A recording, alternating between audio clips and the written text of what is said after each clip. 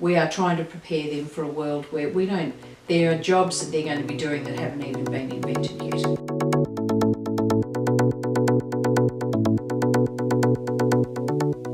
The classroom environment has changed immensely over the last decade.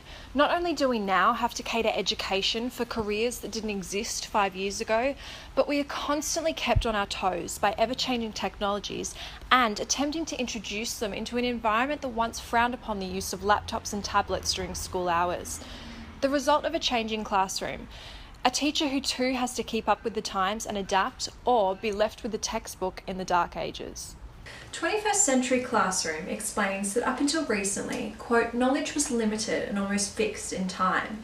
The teacher was an absolutely indispensable link between students and learning. Teachers were assisted by that most formidable of tools, the textbook, and were absolutely in control of how, what, and when learning occurred, end quote. But now things have changed.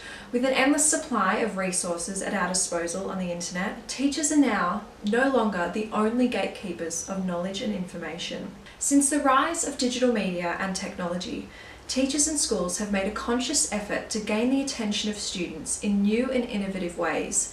So how exactly are they working to improve a student's ability to learn and engage?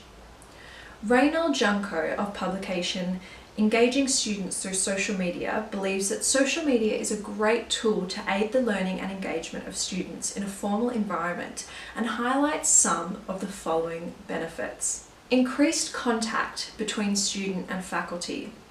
In terms of my own experience in ALC 708, I have had a lot more contact with my teacher, Adam Brown, through Twitter than I have with any other teacher in any other unit.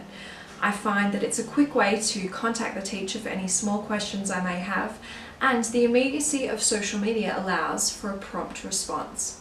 Active learning. Social media gives students the chance to continue the learning process by contributing to further class discussions online, and even transfer that knowledge into personal or professional settings. Prompt feedback. As mentioned earlier, social media allows prompt feedback and response from teachers, but also from fellow students. Constructive criticism from peers can be very helpful in the learning process. Encourage collaboration.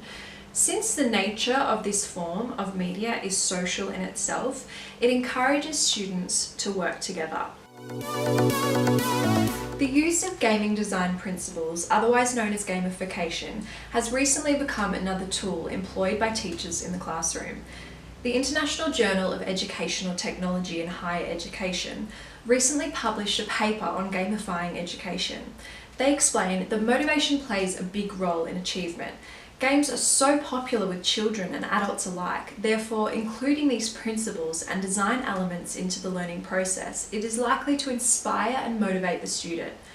Gamification can improve the learning journey in the following areas: the ability to collaborate better, completion of assignments, improve the student's ability to study unassisted, strengthen the retaining of information, and even inspire creativity.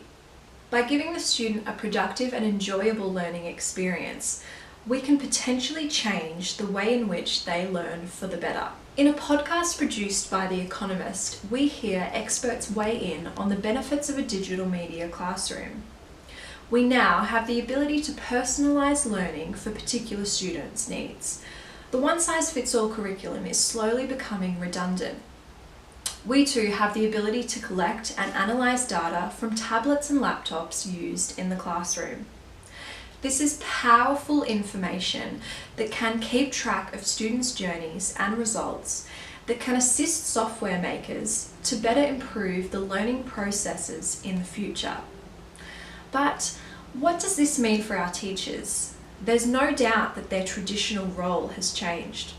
I recently interviewed long-time primary school teacher and current assistant principal of Orchard Grove Primary, Leanne King. Leanne is a big supporter of technology and digital media in schools. However, despite its many positives, she explains, it has changed the classroom and the way in which students learn forever.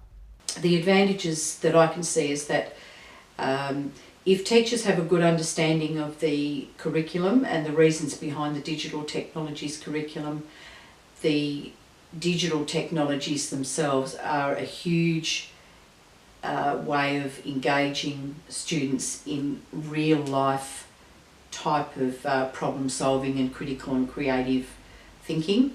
It also allows teachers to differentiate the curriculum, because you can have groups of students working on devices while the teacher is actually focusing on a particular concept, teaching that group explicitly. The students are not allowed to be on games or anything like that at school at all, and we do not use the devices every minute of every day.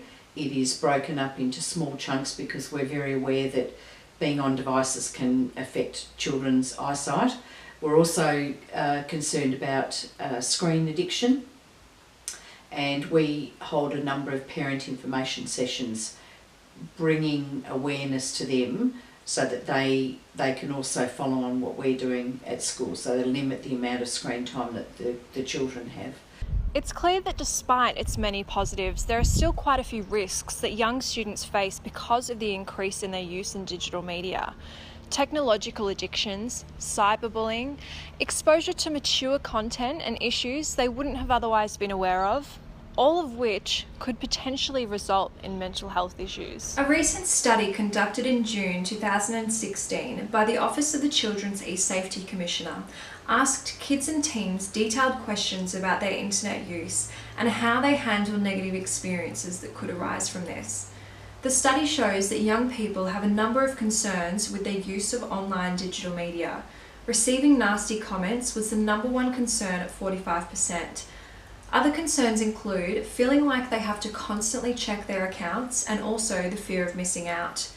The Office of the E-Safety Commissioner website offers free advice and resources to handle these issues that may arise from being online. Virtual classrooms are an offer where live presentations are conducted with the guidance of the teacher. They even use the concept of gamification, providing online games for students to teach them valuable lessons in cybersecurity, appropriate technology use, and their rights online. Digital media can be a powerful tool in capturing the attention in an otherwise disengaged and distracted youth. However, as with any online usage, there are a certain number of risks involved. With proper safeguards put into place and training by teachers, digital media will be a powerful tool in classrooms for many years to come.